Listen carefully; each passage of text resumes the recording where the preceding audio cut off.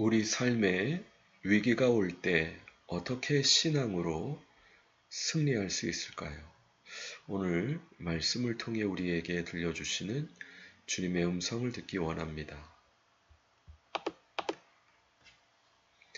예수께서 본래 마르다와 그 동생과 나사로를 사랑하시더니 나사로가 병들었다함을 들으시고 그 계시던 곳에 이틀을 더 유하시고 그 후에 제자들에게 이르시되 유대로 다시 가자 하시니 이상한 구절이죠. 예수님께서 사랑하시는 마르다 마리아 나사로 남매의 위기의 소식을 들으셨습니다. 나사로가 병들었다는 겁니다. 우리가 내용을 살펴보면 이 죽을 병에 걸린 것이죠. 그런데 그 소식을 들으시고 이틀을 더 유하셨습니다. 왜 그러셨을까요? 우리가 내용을 살펴보면 나사로가 죽을 때까지 기다리신 겁니다. 우리가 요한복음 11장 말씀을 보시게 되면 나사로가 잠들었다. 그러니 우리가 가자. 아니, 죽을 병에 걸렸으면 당장 오셔서 고쳐 주시는 것이 좋을 것 같은데 왜 예수님께서 나사로가 죽을 때까지 이틀을 더 유하셨을까요? 이와 같은 예수님의 의도를 알기 위해서 우리가 참고할 수 있는 사례는 수영하다가 조난당한 사람을 구할 때 원칙이 있다고 합니다. 뭐냐 하면 그분이 살려달라고 헤엄치다가 그때 구하면 안 되고 거의 죽게 되었다고 생각해서 포기할 때 그 사람을 구해야 안전하게 구할 수 있다는 겁니다. 마찬가지로 예수님께서도 나사로가 죽을 병에 걸렸을 때 단순히 치유하기 원하시지 않으셨습니다. 그가 죽고 그 후에 주님의 권능으로 다시 살리시기 원하셨습니다. 왜냐하면 그 사건을 통해 주님께서 자신에 대해서 계시하시기 원하시는 메시지가 있었기 때문입니다. 우리의 삶 가운데에서도 살려달라고 아우성칠 때 그때가 구원의 시즌이 아닐 수 있습니다. 물론 도울 수는 있어도 주님의 최종적인 구원은 오히려 우리가 온전히 죽었을 때, 더 이상 할 수 있는 일이 없을 때, 그때서야 주님께서 이제는 부활의 능력으로 함께 해주시는 역사를 볼 수 있는데요. 이것은 영적으로도 그렇고 우리 삶의 원리도 같은 것을 볼 수 있습니다. 4대 교회의 지도자에게 이 편지를 써서 보내라. 하나님의 7영과 7별을 가지신 이가 말한다. 나는 내 행위를 알고 있다. 내가 살았다는 이름을 가졌으나 사실 죽은 거나 다름이 없다. 그러므로 너는 깨어서 죽게 된 나머지 부분을 강하게 하라. 내 행위가 하나님 앞에서 완전하지 못하다. 그러니 내가 받은 것과 들은 것을 기억해 되살려 그것을 지키고 회개하라. 만일 내가 정신을 차리지 않으면 내가 도둑같이 가겠다. 너는 이제 내가 너에게 갈지 알지 못할 것이다. 내가 언제 내가 너에게 갈지 알지 못할 것이다. 사실 너무나도 두려운 말씀이죠. 사대라는 뜻은 살았다는 이름을 뜻하지만 주님의 진단은 죽었다는 겁니다. 영적으로 죽었다는 겁니다. 그러므로 회개하고 나머지 부분을 강하게 해라. 그렇지 않으면 도둑같이 오셔서 심판하시겠다. 너무나도 무서운 말씀입니다. 우리가 지난 시간에 꿰뚫어 보시는 주님의 사랑과 은혜에 대해서 살펴보았는데요. 또한 주님께서는 우리의 중심과 행동을 꿰뚫어 보십니다. 그리고 진단하십니다. 죽었다.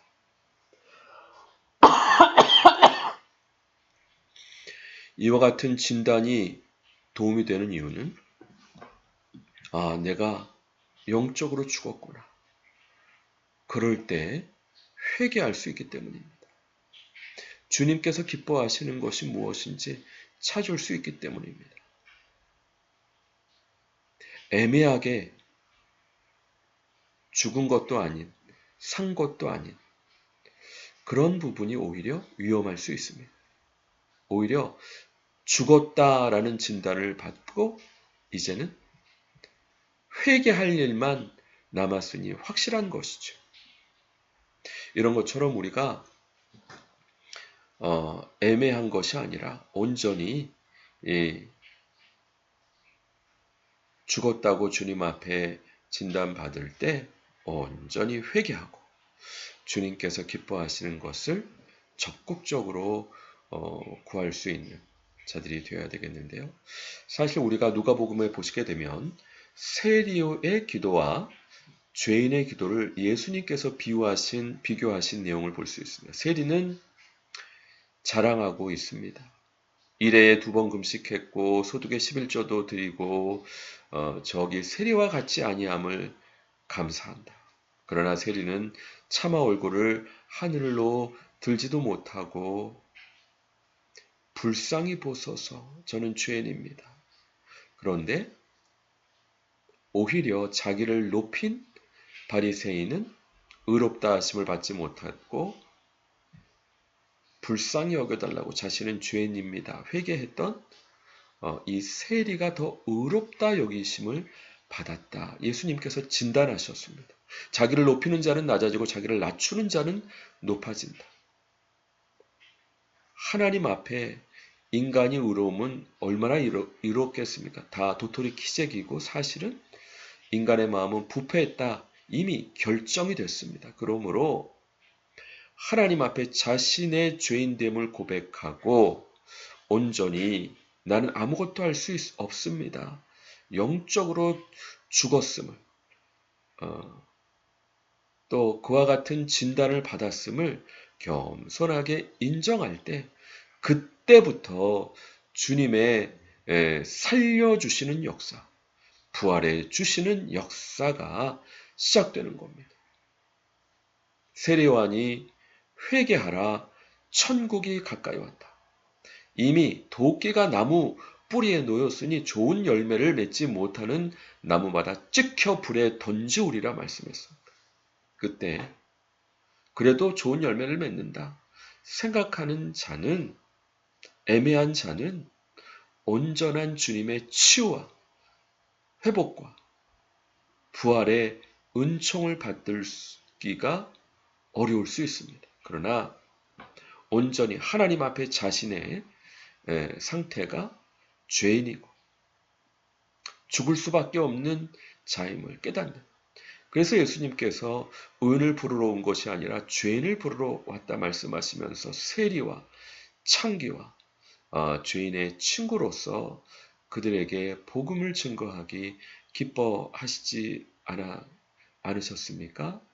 이런 것처럼 온전히 주님 앞에 자신의 무능, 무력, 죄인됨을 고백할 때 그때부터 주님의 치유와 회복과 부활의 역사가 되어질 수 있는 것입니다. 주님의 솔루션을 말씀하고 있는데요. 그러나 사대에 그 옷을 더럽히지 아니한 몇 명이 내게 있어 흰 옷을 입고 나와 함께 다니리니 그들은 합당한 자인 영고라. 이기는 자는 이와 같이 흰 옷을 입을 것이요 내가 그 이름을 생명책에서 결코 지우지 아니하고 그 이름을 내 아버지 앞과 그의 천사들 앞에서 시인하리라. 귀 있는 자는 성령이 교회들에게 하시는 말씀을 들을지어다. 사실 사대 교회에 옷을 더럽히지 않은 자 몇 명이 있다. 이거는 그들의 어떤 인간적인 의로움을 말씀하고 있는 것이 아닙니다. 하나님 앞에 자신의 죄인됨을 고백하고 예수님의 의를 전가받은 세리와 창기와 죄인과 같은 자들을 의미합니다. 자신의 무력함과 또 무능함과 죄인됨을 겸손히 회개하고 주님의 불쌍히 여기심과 의를 전가받는 칭의뿐만 아니라 성화도 회개하고 예수님을 믿는 믿음으로 예수님의 의를 전가받을 수 있는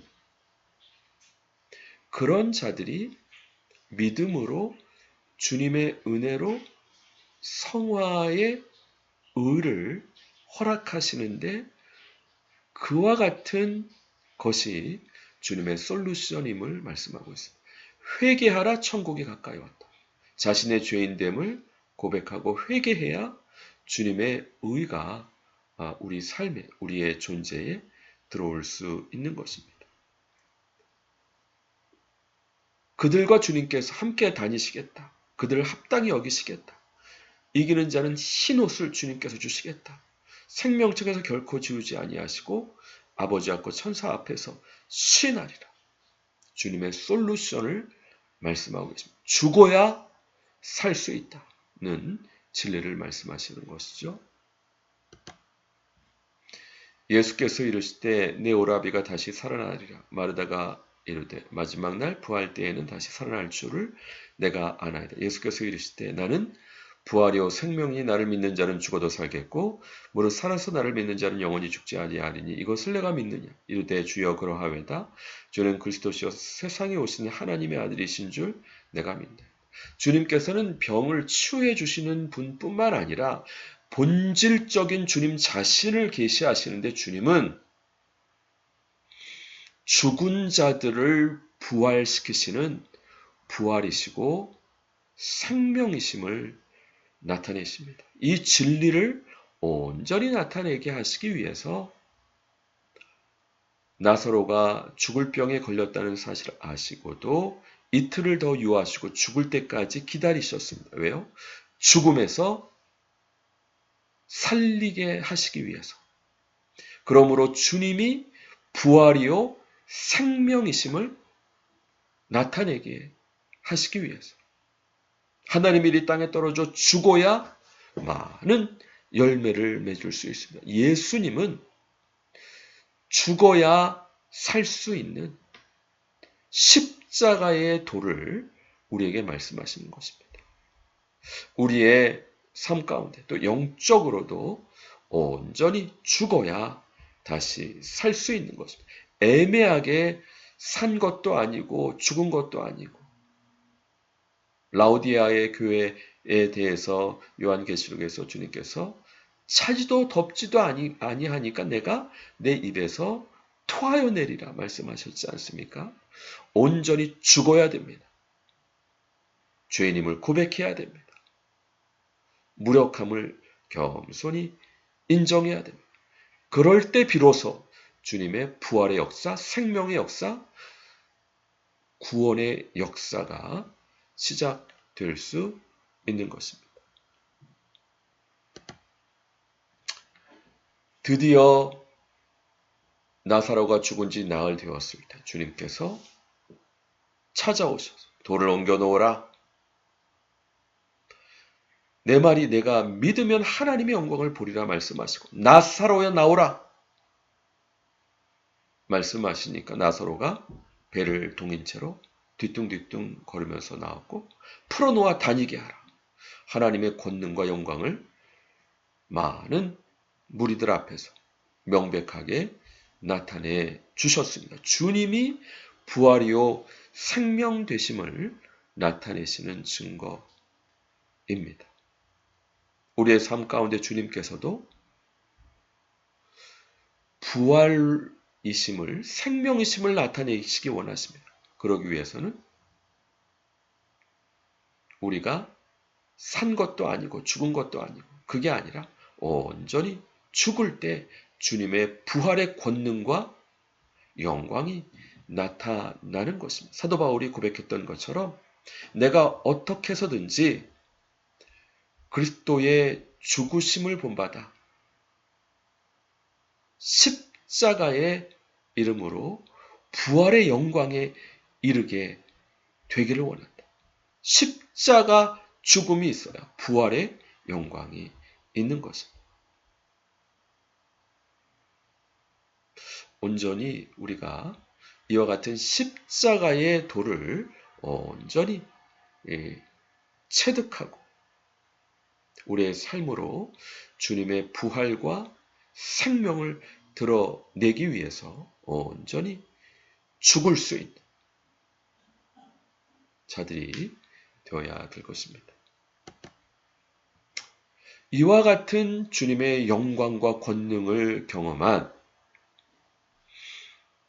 마르다, 마리아, 나사로가 주님을 위해서 잔치를 베풀었죠. 그때 마리아는 지극히 비싼 향유 곧 순전한 나드 한 근을 가져다가 예수님의 발에 붓고 자기 머리털로 그의 발을 씻으니 향유 냄새가 집에 가득한 바로 주님과 그와 같은 그 사랑의 관계,